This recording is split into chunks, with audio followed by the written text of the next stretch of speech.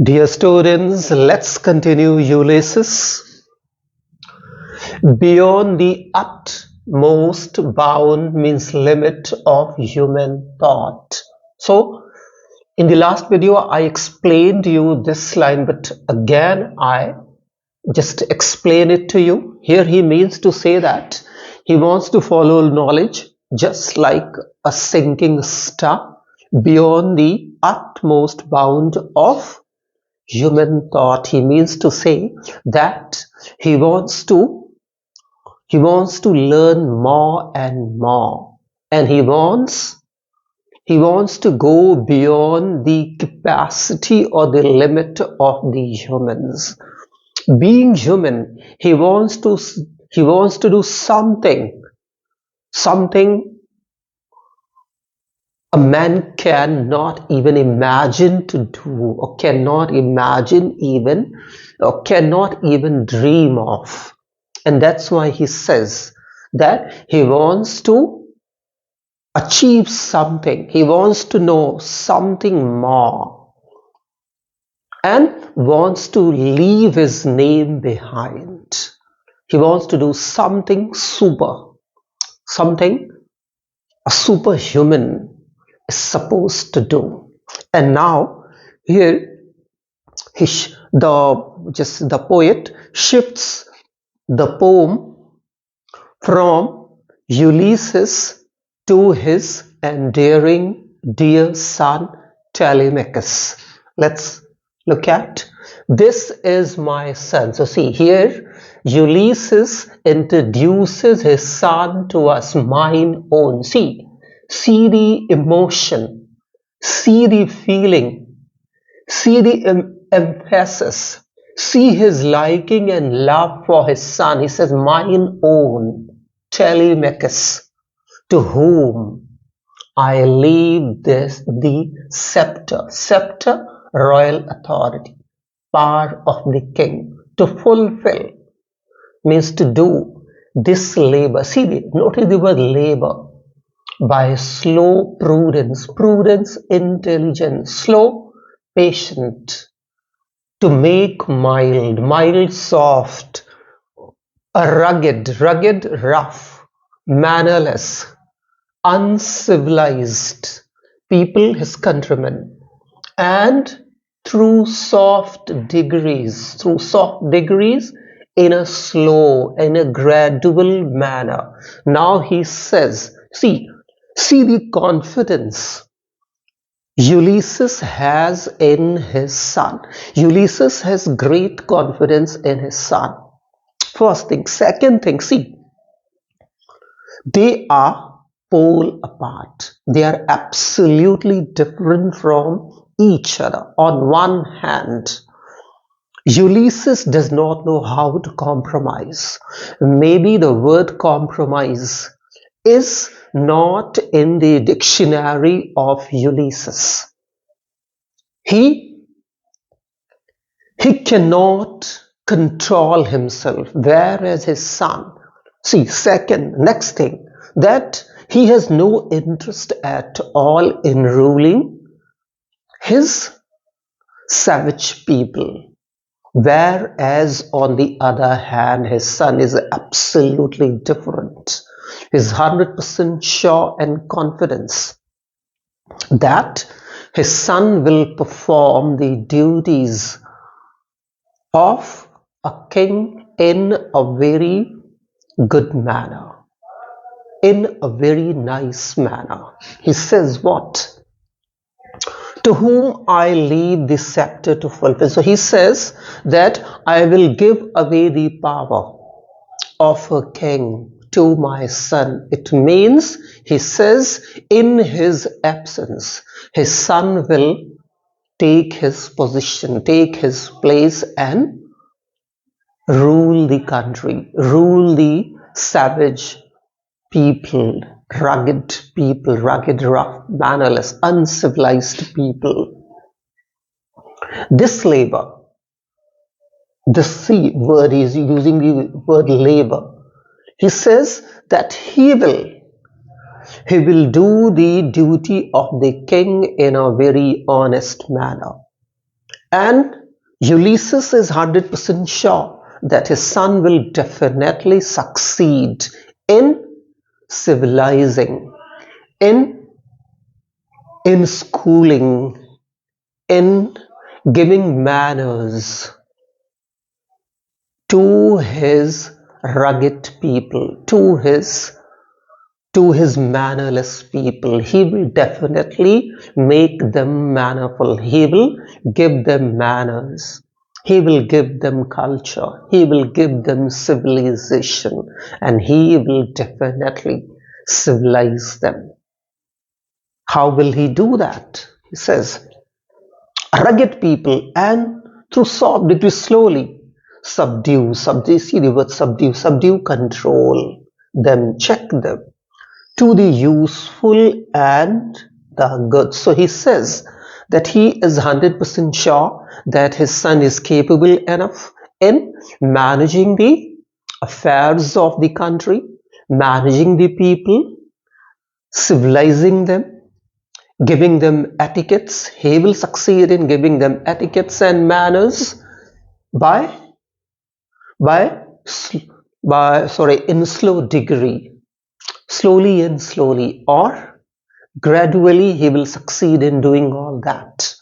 He will control them. Why? Because they are savage, and savage are to be controlled first. Since they are savage, they have to be controlled first, and is 100% sure that his son will definitely succeed in controlling them.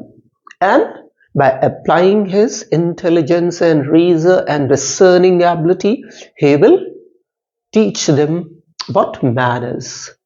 He will teach them etiquettes. He will civilize them and will make them useful and good citizens. Most blameless, blameless words. A king is generally blamed. A king is unable to keep himself away from the blames. But his son is blameless. So see, why? Because son is very different from his own father. He was blamed for certain thing in the war of Troy or in the Trojan War. So generally we find lots of blames are labeled against the great people, means kings, powerful people, but he says that his son is blameless. Bear in mind, to some extent we can say that he is representing the Victorian middle class people. And middle class people are generally those people who keep themselves away from the blames, keep themselves away from the controversies and complications and problems, and always choose a simple, plain life. So his son somehow is representing the Victorian, narrow-minded, controlled, reserved kind of people. This most blameless. Is he centered in this sphere world of common duties? The duty of a king is not a kind of a common duty. King is supposed to perform extraordinary things, but his son is well versed, absolutely at home in doing common duties of a king, of managing, controlling, civilizing, giving etiquettes to his own citizens who are savage, who are rugged. So see, on one hand, Ulysses is representing that revolting spirit, that scientific spirit. Why? Because he is the explorer. He believes in exploring. He believes in learning. That was the scientific spirit of the age. So on one hand, Ulysses, adventurous, all the time craves for knowledge. On the other hand, his son, who believes or who is believed to perform his common duties in a normal manner. So see here how Tennyson is what? How Tennyson is balancing these two spirits of his own age. On one hand scientific, on the other hand what? Common. Scientific and religious. Thought and emotion. How is he balancing with this beautiful masterpiece? Common duties. Decent not to fail, and he is decent. He is capable enough in managing all that, managing and discharging the duties of a king. And he is 100% sure that his son will not fail. In offices, business affairs of tenderness. He says he has all the quality of a good king, as well as he knows, as well as how to manage home, how to manage family matters.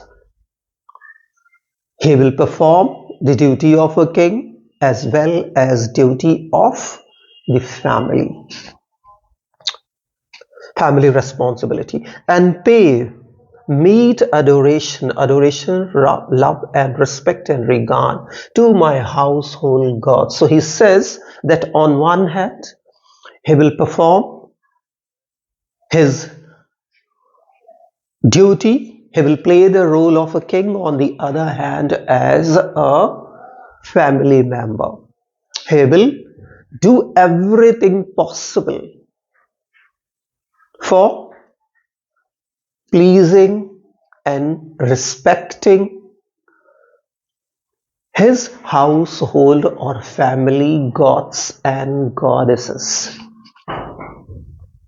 When I am gone, again I'm gone gives two meaning. It means in his absence, when he will go on the voyage, or after his death. He means he works his work, I mine. So he says in my absence, either if I leave Ithaca once again for a voyage, or if I die, in both of the cases my son is going to replace me.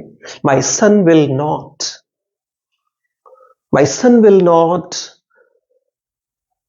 make my public